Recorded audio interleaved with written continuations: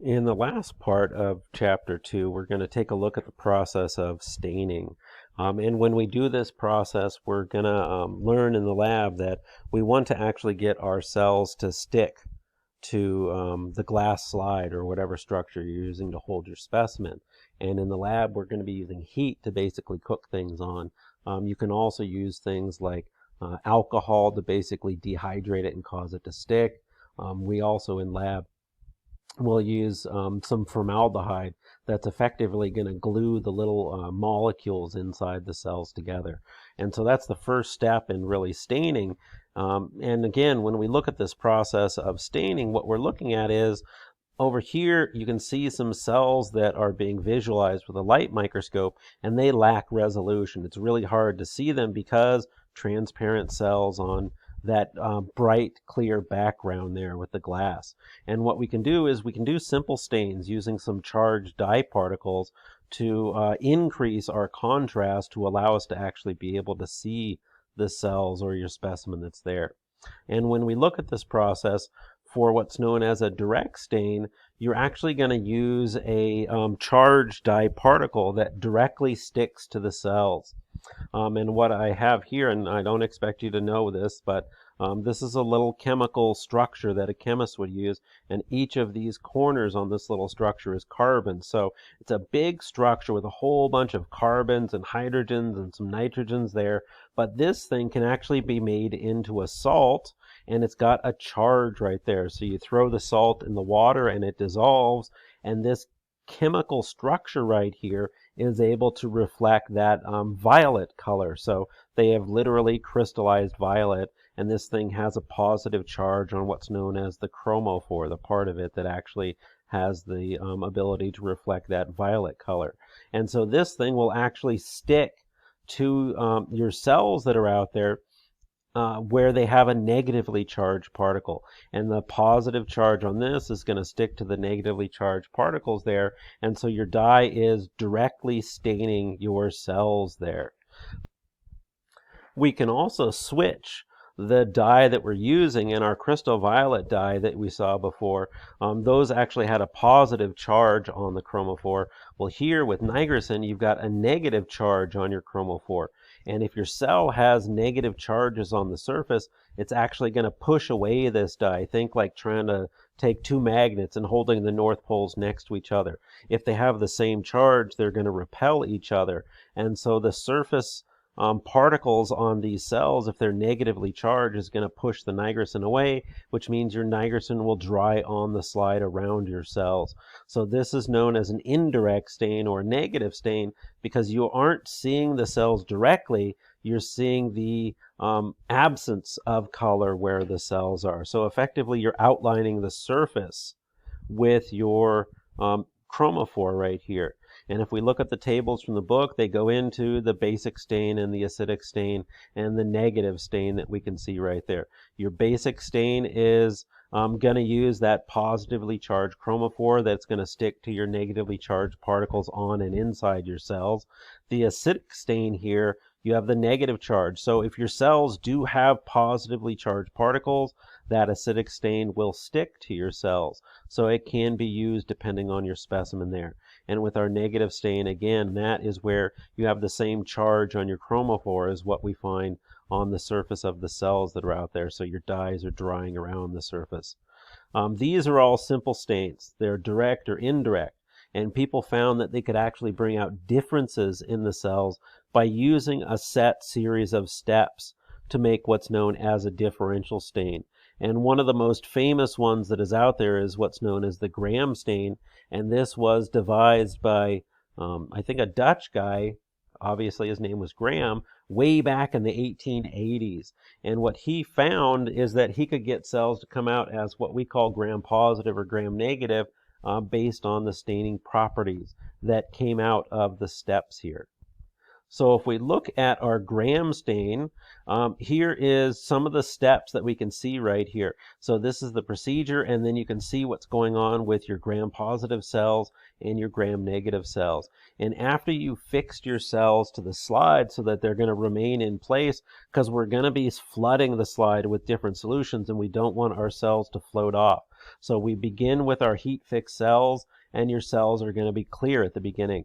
In the first step, we stain the cells with our crystal violet dye, that basic dye, and that's going to cause all of these cells that we're using in this, as long as they have those negatively charged particles on the surface or on the inside, your purple dye is going to stick to it. So you can see both sets of cells are coming out purple. In the second step, we add a chemical called iodine that serves as a mordant. And a mordant is something that's going to allow your dye to stick even better.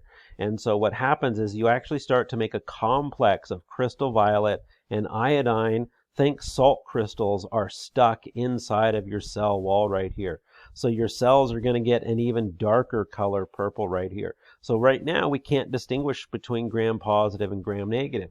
We have improved our contrast for our cells against the background, but everything is the same color.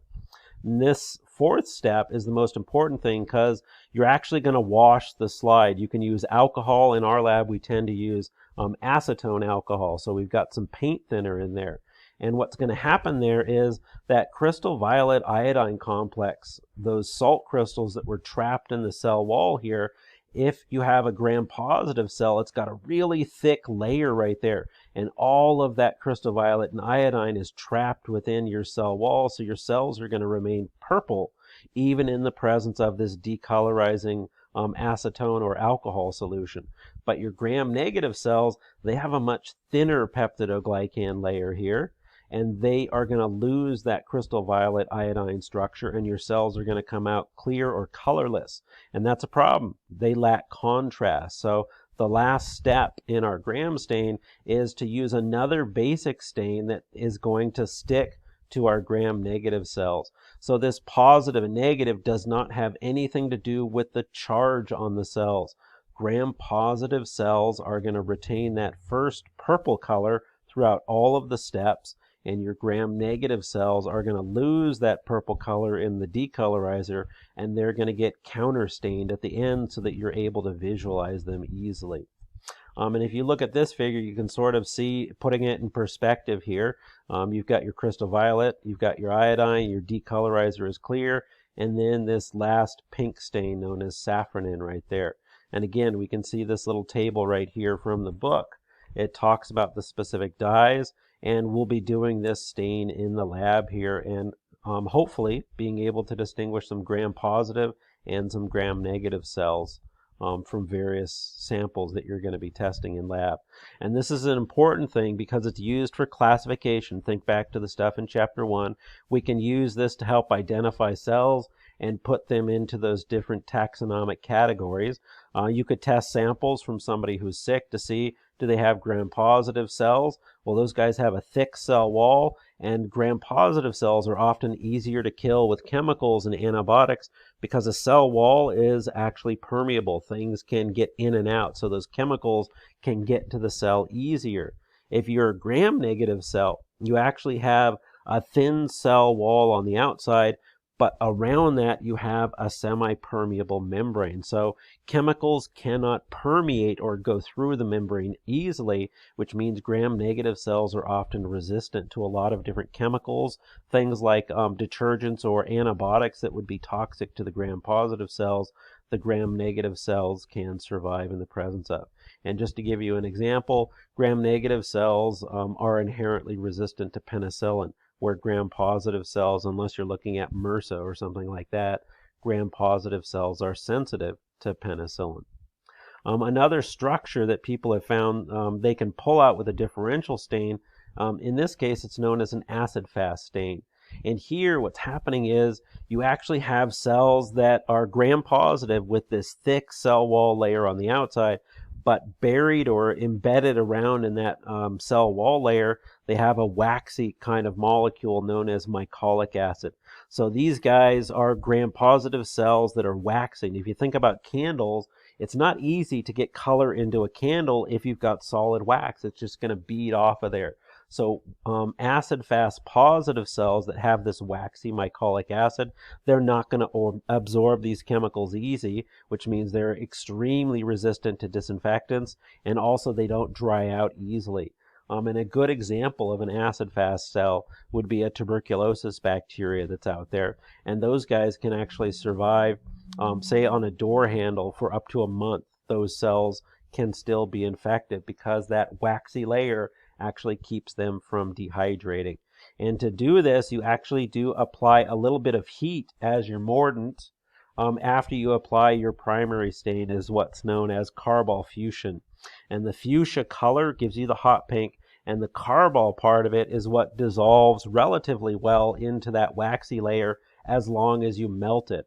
So we can stain all the cells out there with carbol fuchsia, use the heat to drive it into the waxy layer, and here you use a decolorizer rather than just alcohol or acetone alcohol. You actually can throw in some hydrochloric acid into your alcohol mixture, and that is going to strip that pink stain out of a lot of cells that are out there. And so this is what's known as the dye is fast or stuck to the cells in the presence of acid.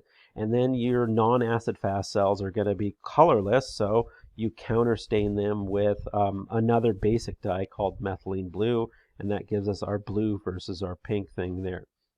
So again, this is one of those things where we can use it for classification and identification of our cells that are out there to distinguish our pink acid fast or fuchsia colored cells versus our non-acid fast cells that are picking up that basic dye at the end of the process. Inside the bacteria cells, we can actually do a stain where we look for a specific structure known as an endospore, and this is basically a dormant cell. You can almost think of it like a seed with protective coatings around the outside there to protect the DNA inside of that dormant cell right there.